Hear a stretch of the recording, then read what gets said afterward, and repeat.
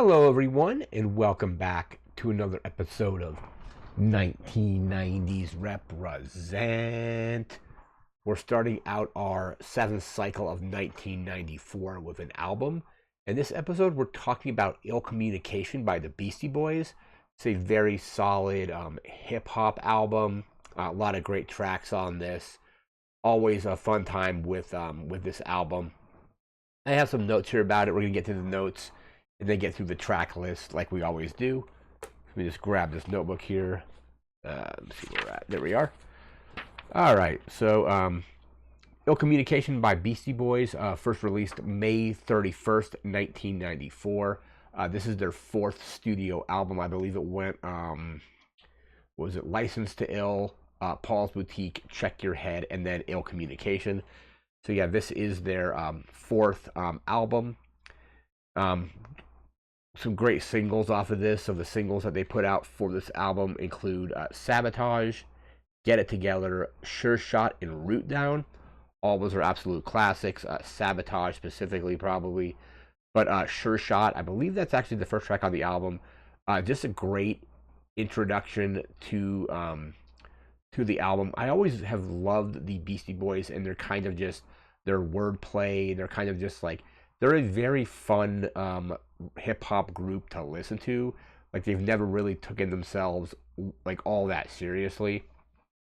And this album actually kind of veers away from some of the stuff that they had done before. They had started experimenting with other like musical styles. There's a lot of like jazz influence on this, some funk influence, obviously hip hop, and a little bit of rock because I believe like they used to do like hardcore like punk before they started doing hip hop.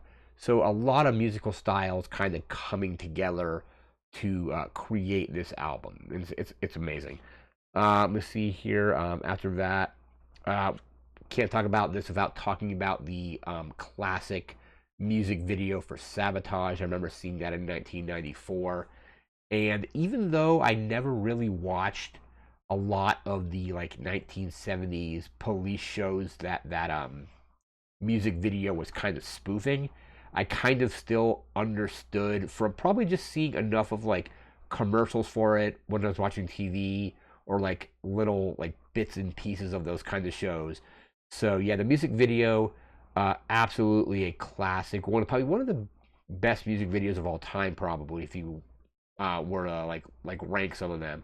But yeah, like they're all taking on these kind of 70s, like mid 70s police procedural kind of like roles. Very, very much like Starsky and Hutch style. Adam 12 was a little more like normal police, but it was kind of like this is more like undercover. But yeah, that's just an absolute amazing music video.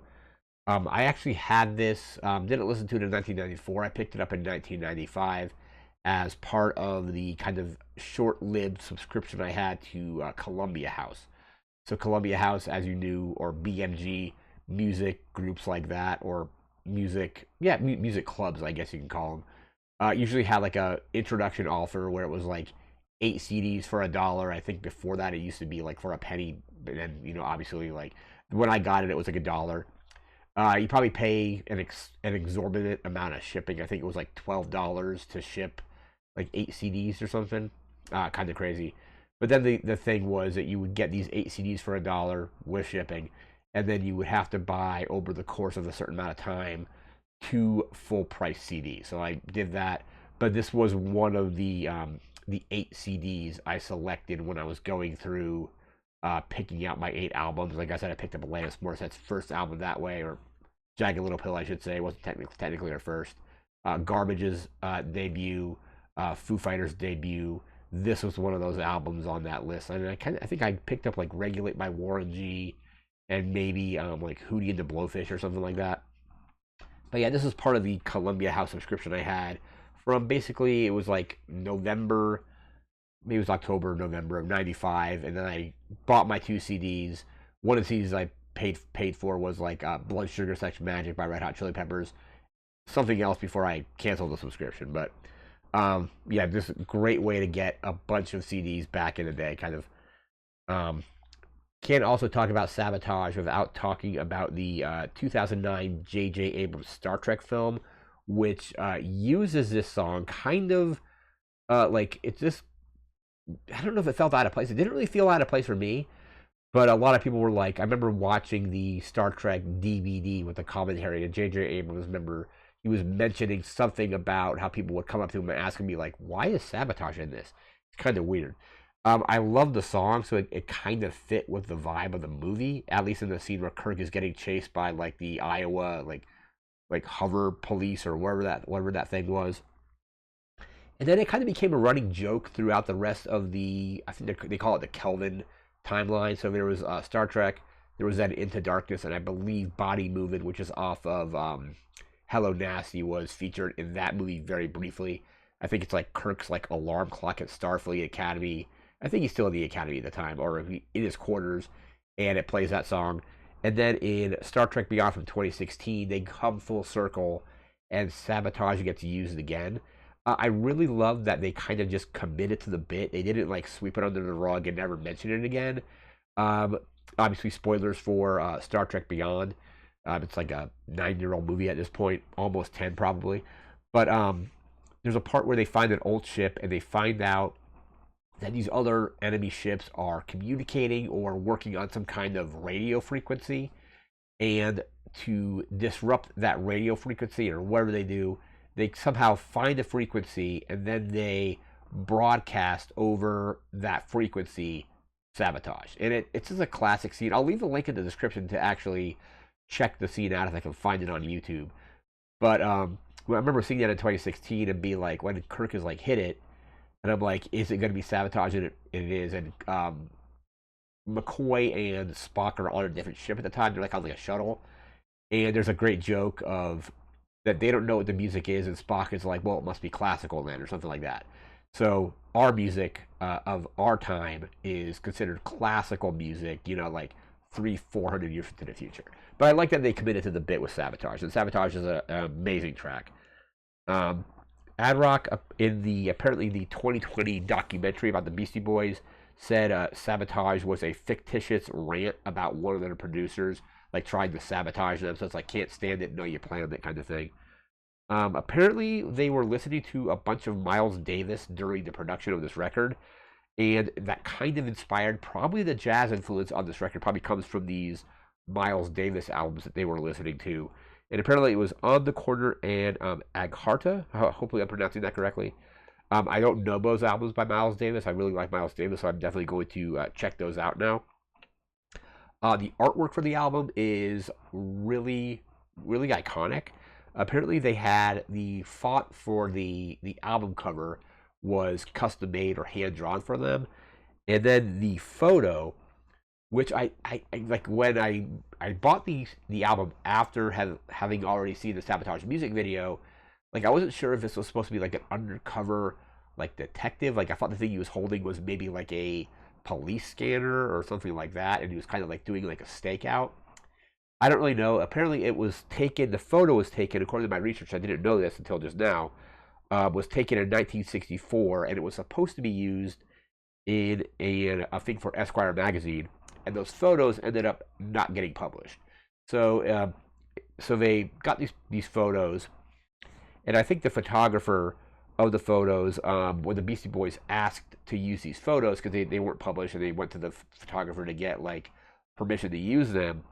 The photographer didn't know who the Beastie Boys were, hadn't heard any of their music, and then even said, kind of like in an interview after listening to their music, he didn't know them before, and then he still didn't understand the music after, and he thought that they were, I think the quote was, he felt that they were talking to him in a secret language with like listening to like some of their lyrics, and then agreed for them to be able to use the photo. And the album cover to me is iconic because it's kind of like the expression, a picture or a picture's worth 1,000 words. I think you could easily come up with a story about what this picture is. Like I said, I thought it was maybe like an undercover like detective doing a stakeout, and maybe he's holding some kind of like radio scanner or like something like that, like staking out inside of a food truck basically. Because if you look at a high res image of the cover, That's a menu, and that apparently was an actual like a drive up or drive in diner in LA, and the prices are all very very low. Like obviously prices from the '60s where you're only paying like cents for like a meal kind of thing. So yeah, great cover for the album. And we're done in the note, but for now, we're now going to jump into the reviews of the album and then get to our track list. Let me just pull the reviews up, and it reviewed very well. See what we got here. So All Music has the album at 4 out of 5. The AV Club has it at an A-. Entertainment Weekly has it at a B. LA Times looks like 3.5 out of 4. NME looks like an 8 out of 10. Pitchfork with an 8.6 out of 10. Looks like Q has it at a 4 out of 5. Rolling Stone, same, looks like 4 out of 5 for them as well. With Select giving it a 4 out of 5, and the Village Voice giving it an A-. So overall, reviewed very well. And now we're going to jump into our track list. Album comes in at just under an hour, so 59, looks like 59 minutes and 37 seconds. And it comes in with 20 tracks. Some of these tracks are just instrumentals, and they're really good. One of my other albums I really like from them, which I listened to I think for the first time last year, was The Mix Up, which was an entire instrumental album from the Beastie Boys. So like no lyrics, just really cool beats. And I think when it comes to I don't know, I see on Reddit and like some social media like the kind of thing. It's like do you prefer the how hip hop is concerned? Do you prefer the lyrics or the music, like the beats? I think I kind of gravitate toward the beats. Lyrics are important, but I find I like the actual music and the production of it probably more than some of the lyrics. Beastie Boys kind of hit that balance very well. They have really great instrumentals, but then also their lyrics are just like playful and fun. Like there's some songs I've listened to from other hip hop artists where the beat is really good, but I don't really like the lyrics. Or the lyrics are, I'm just like, okay, the lyrics are just whatever, and the instrumentals are really good. Beastie Boys kind of have always hit that perfect balance of great lyrics with great beats. But anyway, into the track list. So 20 tracks, 59 minutes and 37 seconds. Track 1 is Sure Shot. It's a great way to start the album out. Absolutely love Sure Shot, and each of the Beastie Boys has their own like verse, and it's just a great opening track. Track 2 is Tough Guy. Track 3 is B-Boys Making with the Freak. Say that 3 times fast, right? So that's track 3. Track 4 is Bobo on the Corner. Track 5 is Root Down. It's another great track, and I think that was one of the tracks where I listened to it where I'm like, okay, I can definitely see how it picked up the parental advisory label from that song. Track 6 is Sabotage, an absolute classic from them. Like I said, accompanying music video is incredible. Track 7 is Get It Together. That has Q-Tip on it as well. Track 8 is Sabarosa. And we move into track 9, which is The Update. Track 10 is Fuddleman's Rule. After that, we go into track 11, which is All Right, Hear This. Track 12 is Eugene's Lament. Track 13 is Flute Loop. Track 14 is Do It, which also features Biz Markie. Track 15 is Ricky's Theme. And then into track 16, we have Heart Attack Man. Track 17 is The Scoop. After that, we move into track 18, which is Shambhala. I think that was one of the instrumental tracks. I think that, and what was the other one I was looking at? I think Sabarosa is also an instrumental. I'd have to verify that because I listened to the album recently, but don't recall the exact ones which are instrumentals. But yeah, track 18 was Sabarosa. Track 19 is Bod Histava Thou. Bod Histava, I think. Hopefully I'm pronouncing that correctly. But yeah, track 19, Bod Histava Thou.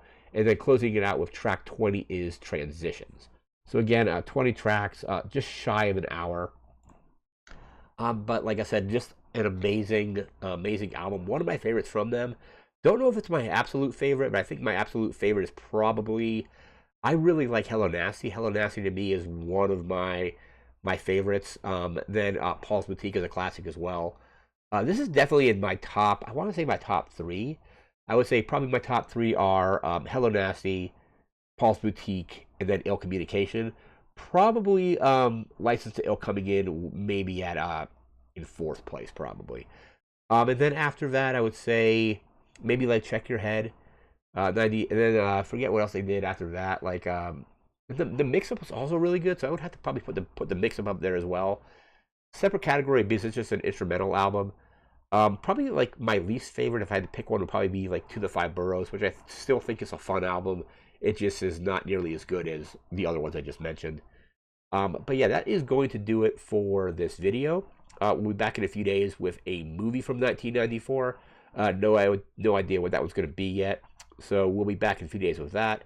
And then obviously jumping into a video game or computer game after that. And then jumping into 1995 and the rest of the decade, going into all the way to 1999 again before starting over. But yeah, that's going to do it for now. So thanks again for watching. Take care and have a good one. See ya.